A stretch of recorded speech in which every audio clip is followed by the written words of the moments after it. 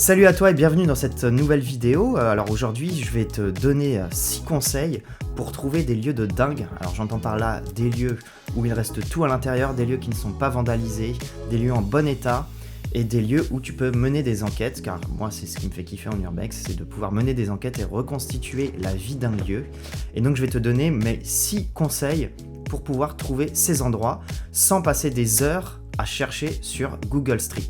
Et reste bien jusqu'à la fin parce que j'ai un tout dernier conseil qui lui vaut de l'or et c'est une méthode que j'utilise depuis plusieurs années maintenant et avec celle-là je n'ai jamais été déçu. Mais d'abord en préambule, je vais te parler d'une erreur que tout le monde commet et même moi je l'ai déjà faite. C'est de taper tout simplement dans un moteur de recherche le nom de la ville plus urbex. Alors pourquoi c'est une bêtise de faire ça ? Eh bien tout simplement parce qu'en fait tu vas tomber sur les lieux les plus évidents, les lieux qui sont déjà répertoriés de partout et du coup tu vas te retrouver avec des endroits qui sont complètement défoncés, tagués, graffés, vandalisés. Donc je te recommande de ne pas taper ça dans les moteurs de recherche et plutôt de passer au conseil numéro 1. Conseil numéro 1, éplucher la presse locale. Alors pourquoi c'est intéressant de faire ça ? Tout simplement parce que la presse locale sort souvent des articles sur des fermetures de sites.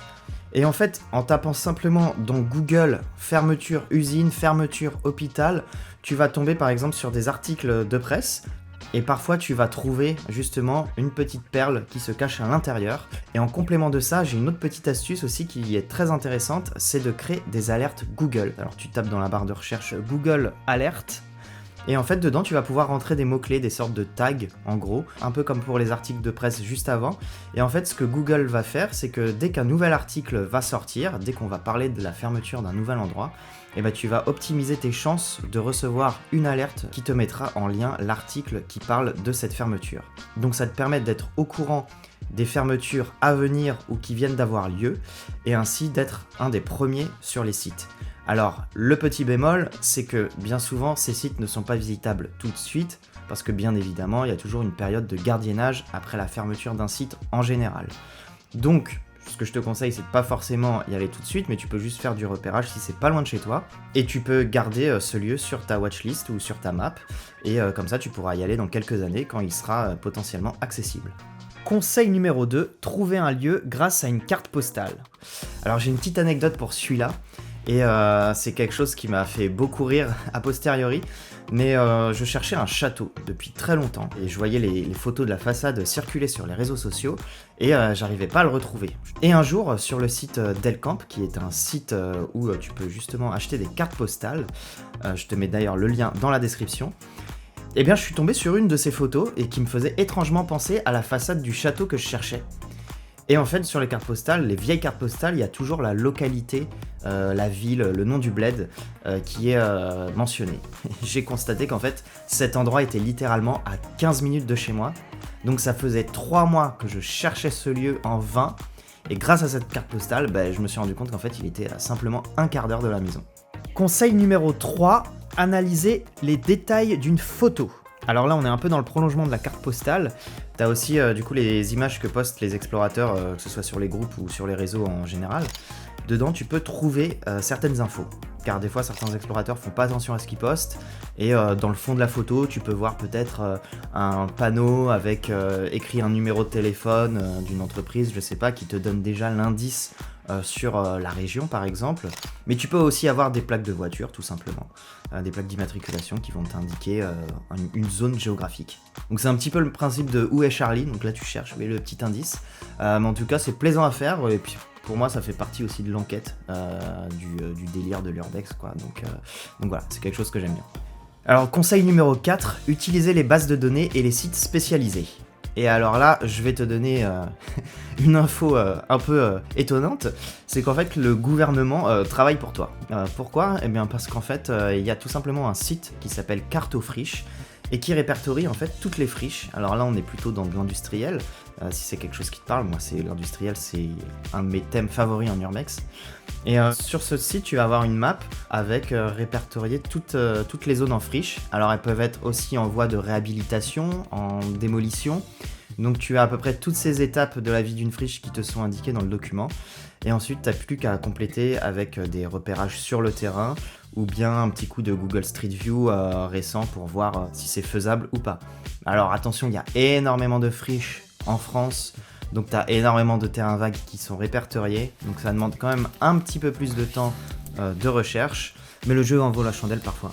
Petit aparté, si cette vidéo te plaît, si tu as appris des choses sur certains de mes conseils, n'hésite pas à lâcher un petit pouce bleu, ça me fera plaisir, ça me motivera à continuer à te proposer du contenu de ce type. C'est reparti, on y retourne. Le conseil numéro 5, les cartes participatives. Alors les cartes participatives, c'est quelque chose d'assez intéressant puisque ça repose vraiment sur la communauté des explorateurs. Chaque urbexer peut mettre un point GPS sur une carte en fait qui est partagée par toute la communauté et en gros ça permet d'inventorier et de répertorier des lieux. Alors là-dessus il y a beaucoup d'endroits qui sont répertoriés et des fois j'ai même cliqué sur des endroits et je suis tombé sur un vieil abribus tout pété. Donc en fait t'as vraiment de tout, il faut vraiment faire le ménage. Là tu peux passer un petit peu plus de temps à travailler sur cette map et en général des fois t'as aussi les explorateurs qui peuvent laisser des petits commentaires sur la faisabilité ou non d'un lieu et s'il reste des choses intéressantes à voir ou pas. Alors pour trouver ces cartes participatives, tout simplement je te laisse faire la recherche dans Google, tu vas trouver facilement, il y a plusieurs sites qui proposent ça. Moi, les cartes participatives, je m'en sers principalement comme plan B lors d'un road trip par exemple où j'ai établi tous mes points d'intérêt, mes petites pépites et tout ça sur le trajet. Si jamais il y a un lieu que je peux pas faire pour X ou Y raison, et ben là je me rabats sur la carte participative et je regarde aux alentours de moi en fait ce qu'il y a comme lieu et en général t'as toujours un ou deux spots qui traînent dans le coin et ça te permet de passer quand même une journée à explorer, même si c'est un spot un peu moins bien, mais au moins t'as pas perdu ta journée à rien faire. Et tant qu'on parle de cartes, je vais te parler de quelque chose dont je suis pas fan du tout parce que ça rentre pas du tout dans mon éthique, on va dire, de la pratique de l'urbex. Ce sont les cartes payantes. Tu as plusieurs sites, tu dois certainement connaître ça, qui te vendent des cartes payantes, ça peut être par région, par pays. Pour moi, c'est contre les règles de l'urbex. Pour moi, on n'a pas à monétiser l'adresse d'un lieu. Voilà, ça fait partie du respect qu'on porte à un lieu, on n'a pas à lui donner une valeur marchande. Et enfin, le conseil numéro 6, celui que je préfère, c'est de cibler les régions post-industrielles. Alors pourquoi tu vas me dire il faut cibler les régions post-industrielles? Parce qu'après tout, peut-être que l'industrie c'est pas ton truc en urbex. Eh bien tout simplement parce que ces régions sont des régions en fait où les usines ont fermé. Et qui dit fermeture d'usine dit perte d'emploi. Qui dit perte d'emploi dit paupérisation de la population. Ce qui fait qu'en fait, de fil en aiguille, on a toute une pyramide de lieux qui vont être abandonnés. Forcément, les gens ont moins d'argent puisqu'ils travaillent plus, du coup, les commerces vont fermer.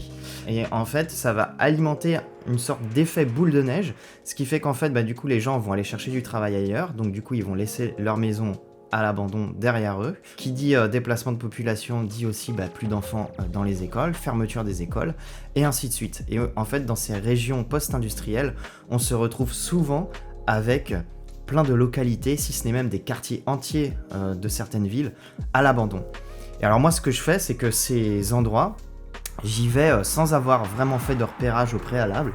J'y vais en voiture, lors d'un road trip par exemple, et je les parcours. Et honnêtement, des fois, il m'est arrivé, littéralement, je te mens pas, de m'arrêter tous les 100 mètres, parce que à chaque fois, sur la route, je trouvais un nouveau spot. Mais en tout cas, voilà, cette méthode, moi, elle m'a jamais déçu. Et c'est toujours quelque chose que j'aime bien, de chercher des lieux directement sur le terrain. Voilà, tu sais maintenant comment je procède pour chercher des lieux de dingue, des lieux où il reste plein de choses à l'intérieur. N'hésite pas à me dire d'ailleurs en commentaire si tu as appris des choses, s'il y a des conseils que tu vas appliquer ou pas, ou même si tu as d'autres méthodes que les miennes. N'hésite pas aussi à les partager dans les commentaires, ça m'intéresse de savoir comment tu fais pour chercher des lieux. Et puis merci d'avoir regardé cette vidéo, n'oublie pas le petit like et de t'abonner, d'activer la petite cloche. Je te propose du nouveau contenu très prochainement. Je te laisse avec une de mes enquêtes pour que tu vois en quoi consiste le but de cette chaîne. N'hésite pas à me dire ce que t'en penses, je te dis à très vite, et puis bonne recherche, ciao.